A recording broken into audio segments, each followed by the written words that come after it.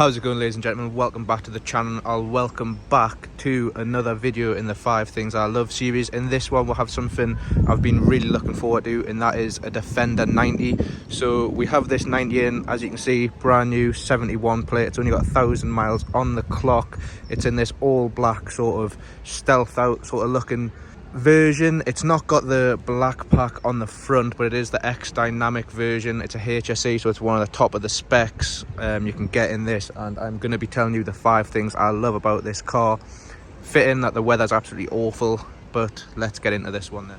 First off then, we're going to start with the whole new design of the Defender. I know it got a little bit of grief when it first came out, it being a lot different to the old school Defender that everyone knows to grew up and loved, but I think this Defender 90 and the 110, honestly I do prefer the looks of the 110. I'm gonna say I think it looks better with more doors, but I'm gonna say the first thing I loved about this was the design. So these headlights I think are absolutely quality.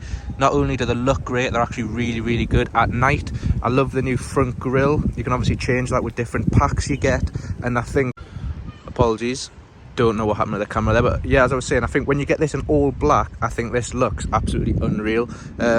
One thing I do love as well is these sort of it's almost like anti-slip on floors. I think the addition to them on the bonnet looks quality. You can't really see it too much with the rain on it at the moment, but yeah, I think that's quality. You come around to the back and the side of the car then, these vents obviously with different packs, you can get the snorkel coming all the way up, and I think they look really good. They've got massive bulky wing mirrors which just really beef out the car, and I think the car just looks aggressive and it's got some stance to it. It's in its normal height at the minute. This is on air suspension, so I can raise it for you if needed and lower it on the air suspension.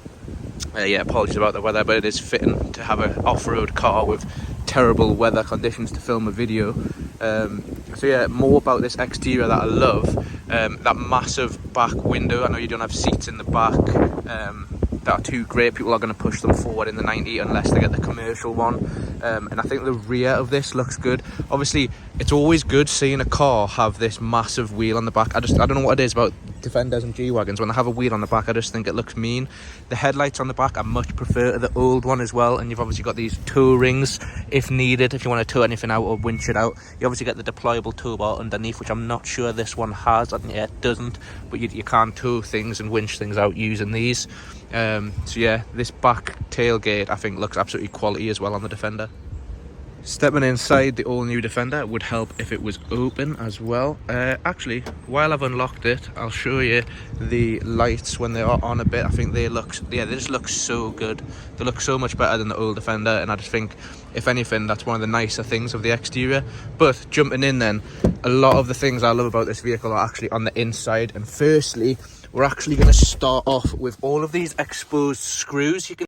You also then have like the practicality of this as well.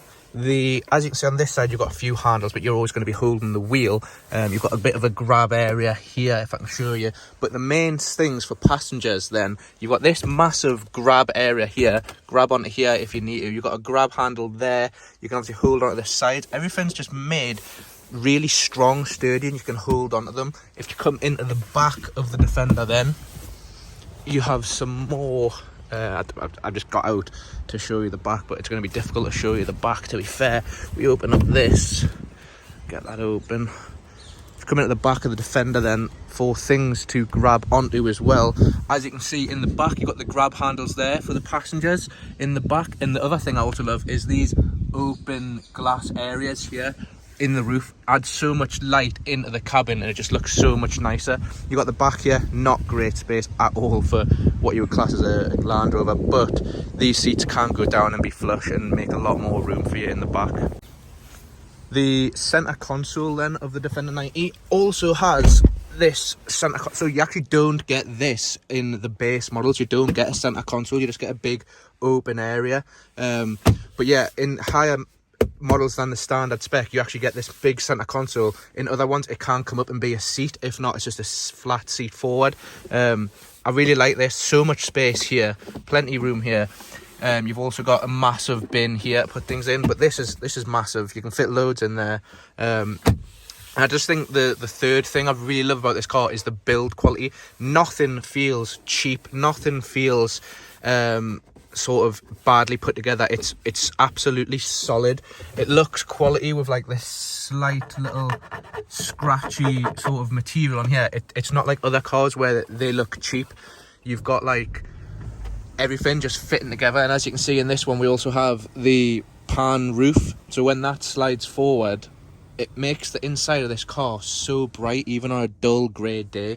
But yeah, the build quality in this is absolutely spot on and on another level to some of the previous Land Rovers. For the fourth thing then, I think this is massive about the new Defender, and that is the infotainment. So you start off with this 10-inch dual screen. As you can see, you have the Apple CarPlay wireless setup. Lovely.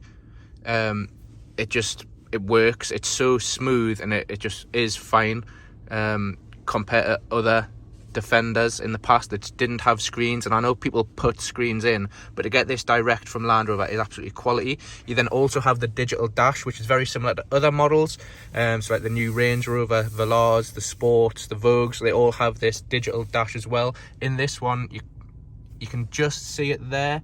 You got the heads-up display as standard in this, and that does really make a massive difference in driving this in town and as a city car, like it's going to be a Chelsea tractor for most people. On the steering wheel, this is a really, really solid steering wheel, to be honest. It's really firm. The leather is nice. You've got the middle parts, which are plastic, but also very, very sturdy. And then you've got these little displays, but it's still touch buttons on them. It's not a digital screen like some of the models. I think this really works. It's got everything you want. It's got the limiters, steering wheel warmers, a little bit of stutter there.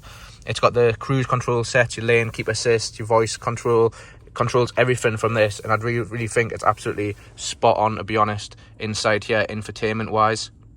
One thing I do like that they've kept in this one is also all the climate controls are still physical touch buttons. So whether you want that to be the climate itself or the seats, they're all physical touch.